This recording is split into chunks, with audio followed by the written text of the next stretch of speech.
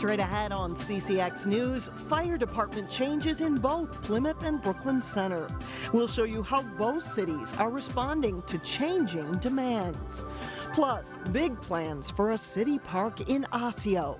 The plans include nearly doubling the park size. And later, students in Golden Valley get a hands-on lesson with chickens.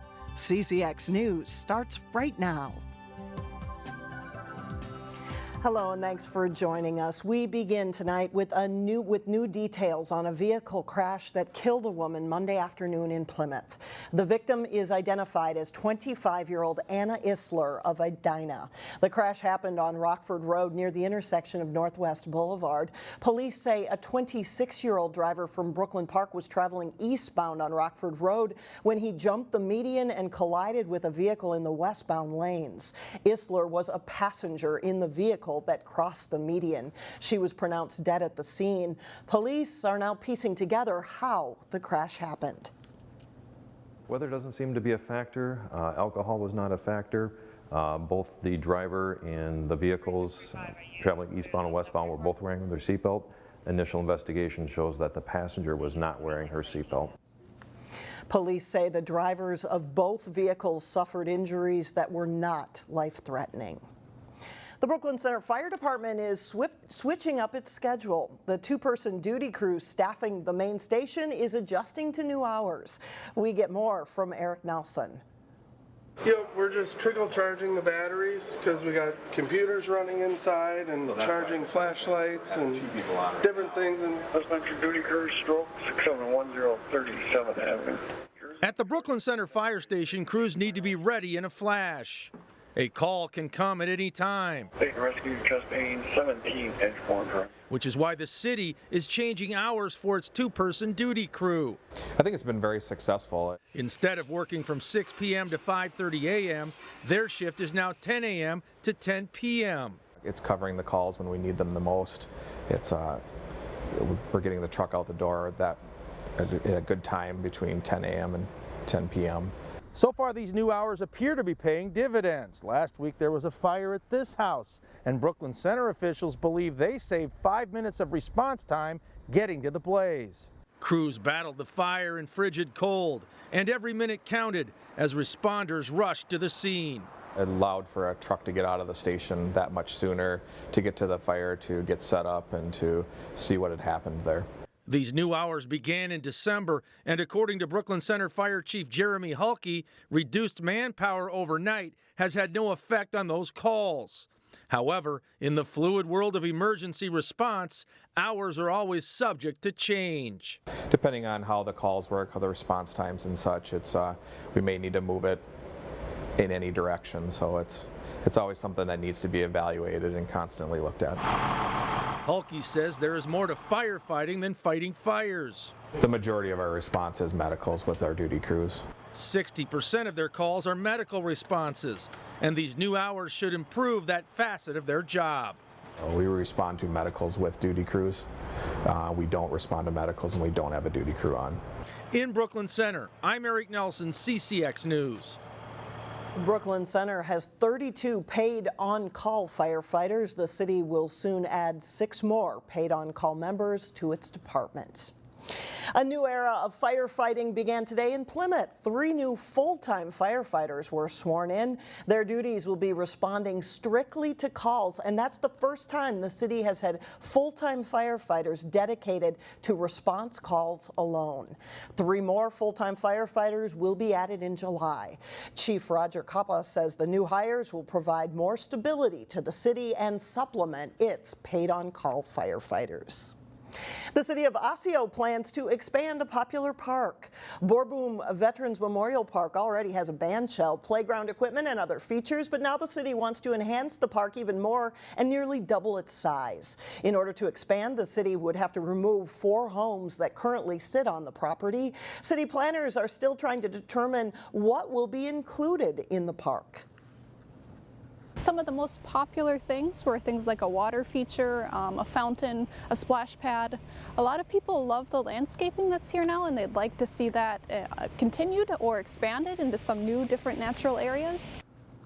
There is a community meeting January 26th at the Osseo Community Center. Residents will get the chance to have their say on what they'd like to see in Boerboom Park. Community leaders gathered in Maple Grove to take on a tough issue, the growing cost of housing in Minnesota and how best to make sure that there's a variety of affordable housing options.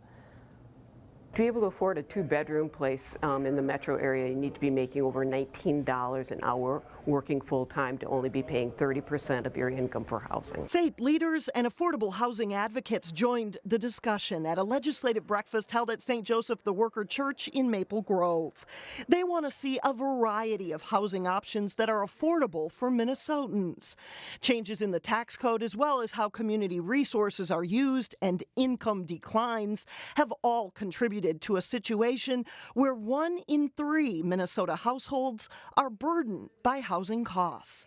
Advocates say they don't want to see large complexes built just for affordable housing, but rather affordable options sprinkled in with new luxury apartment buildings, for example. We're really interested in doing more mixed income housing so that any apartment complex that's created in any community would have like 20% that would be affordable. And then when you're combining the higher income with the more affordable units, an owner can do well. According to the U.S. Census Bureau, between the years of 2000 through 2014, rents went up 6%, while incomes went down 16%. It was a difficult day for Plymouth women's clothing company Christopher & Banks. The company's board of directors fired its CEO after disappointing results from the holiday shopping season. Christopher & Banks stock plummeted more than 30% today. The company lowered its future earnings estimates for the fourth quarter Tuesday due to lower traffic, softness in the women's apparel market, and the weather. Plymouth-based company Pelican Biothermal, meantime, is celebrating a major expansion. 17,000 square feet were recently added to its facility on Niagara Lane. The new space also includes a new production line. Company officials say the expansion has created a more efficient warehouse. We had a more straight line, fewer trips by our crews, manufacturing crews, to go get materials and take products to the shipping exit. So we actually cut in half the amount of time that it would take for a product to go from subcomponents to a finished good going out the door. Pelican Biothermal has been in Plymouth for 9 years. The company provides thermal packaging for pharmaceutical companies. The new addition created 4 more jobs. Well, call it a political risk or call it good business. In any case, the beer maker that started in Brooklyn Center is putting out a new beer for Inauguration Day coming up on Friday. Surly Brewing will be selling a beer called Thanks Obama and its destination brewery in Minneapolis. The beer is a rye IPA. Surly says it has a spicy, complex malt character with candied grape and vanilla cream hop aromas. And of course, Surly expected a lot of feedback on this, and it has already generated hundreds of comments on its Facebook page. Coming up during this dry winter, the trick to beating dry skin. That's coming up next in Health Check. And then a little bit later in sports, Armstrong-Cooper and Osseo play a close one on the ice in boys hockey. But first, a warm-up continues. Temperatures could reach 40 on Wednesday. We'll be right back.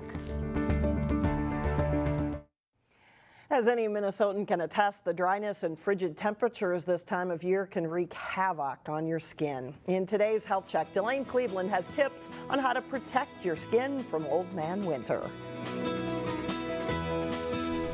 Hi, Alexandra. I'm here with Dr. Scott Prower, a dermatologist from Associated Skin Care Specialists in Maple Grove. And today we are talking about dry skin in the winter. So first of all, doctor, just tell me, how big of a problem is dry skin this time of year? Dry skin is a very big problem. Majority of patients coming in to see me actually have extremely dry skin, or what we call eczema. So it is a big issue that people are experiencing. And what exactly is the main reason for the dry skin? Most of it comes from living in Minnesota, the dry weather, the lack of humidity, and then what people just do to their skin. Oftentimes people take really hot showers, or they're using soaps that are too strong for their skin. What do you recommend people do then if they are experiencing eczema or really dry skin this time of year? Well, the first thing we recommend is turn down the temperature in the showers. Warm showers are good, and don't take real long showers. The second thing to do is when you're taking a shower is to use a very gentle skin cleanser. You don't want to be using harsh soaps like Ivory or Irish Spring. You want to be using more gentle cleansers like Vanicream, Cetaphil, CeraVe, and those are all found at most local pharmacies. When people are showering, you want to stay away from loofahs, sponges, scrub brushes, and just use your hands to clean your body. And then finally, once you get out of the shower, you want to apply a nice thick moisturizing cream within 2 minutes of the shower, and that will help trap in the moisture. If people don't follow these tips, what can happen? Why do we need to do this? What happens is people will get eczema, so they'll get itchy, red, scaly skin. It will be bothersome. They will have trouble sleeping. They'll be scratching all day, and they will often come in to see me, and then they will need stronger creams such as topical steroids, which will help control their eczema. So if it has gotten to that point, certainly something that can be treated then. Definitely. All right, thank you so much, Dr. Alexandra. Back to you. All right, thanks a lot, Delane. Coming up, a rare learning opportunity involving chickens at a Golden Valley school. But first, Maple Grove and Hill Murray need overtime to decide their girls' hockey matchup. John Jacobson has that and much more coming up next in sports.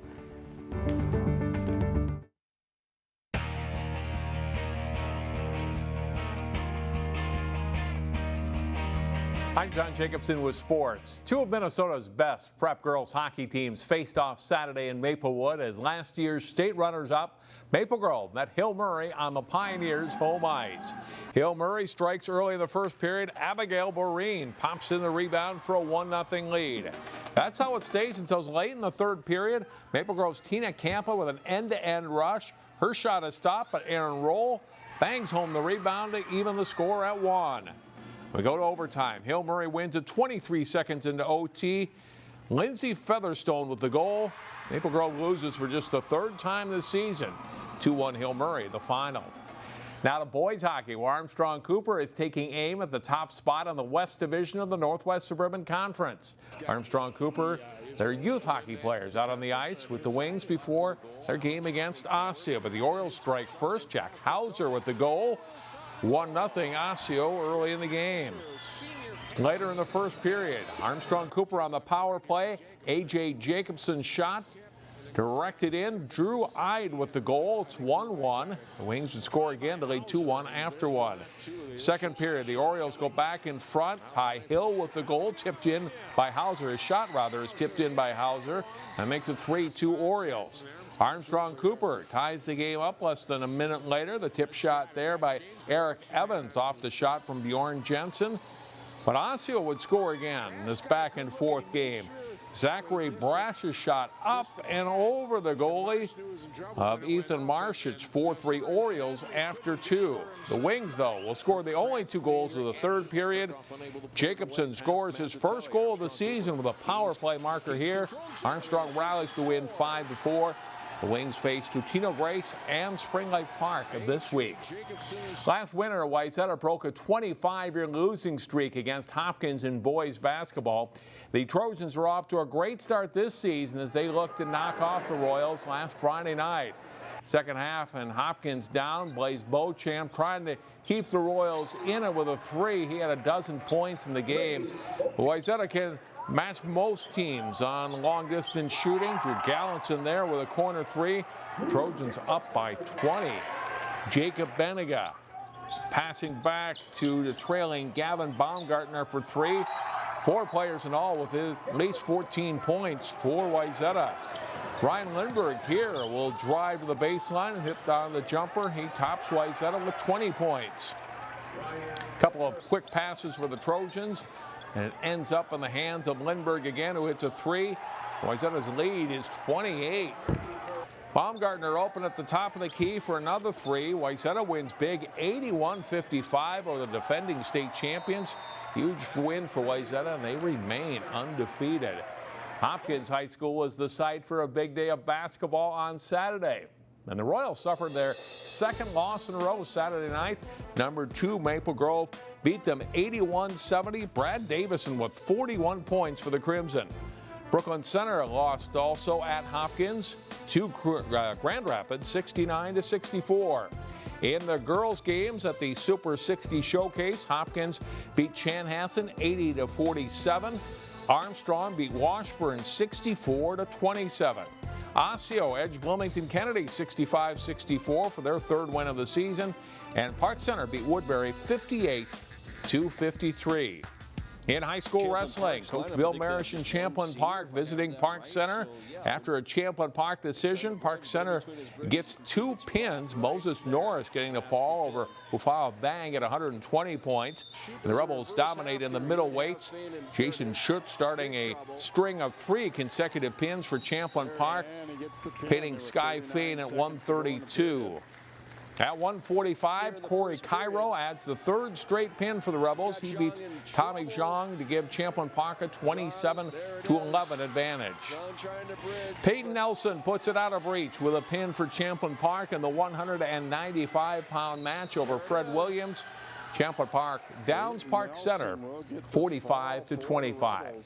And Alex, tonight, Tuesday, live on CCX, it's Maple Grove and Armstrong girls basketball tip-off scheduled for 7 o'clock. Back to you. All right, thanks a lot, John. Still ahead, a rare educational lesson that's hatching new ideas at a Golden Valley school. We'll be right back. And finally, they may be city kids, but some Golden Valley students are getting a hands-on education about chickens.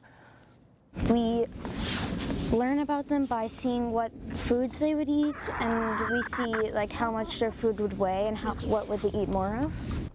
The School of Engineering and Arts is one of the few schools in the area that has a chicken coop and run on its school campus, thanks to recent permission from the Golden Valley City Council. The 2 female chickens named Nugget and Charlie are used for lessons at every grade level, from studying patterns of behavior to how to raise and care for the chickens. The students also recently helped write a grant to the Minnesota State Department of Agriculture, and they were awarded a $1,000 grant that will be used to build an expanded and all-weather chicken coop and run. The chicken coop, as you've seen, we had to do some MacGyvering to it to make it more winter-proof, and so the one that we're going to be purchasing is going to be very much better, double insulated, so that the girls will be better protected in the winter, and that it will be a bigger coop as well for them too. The school expects to hatch 2 more chickens this spring. Have a good day.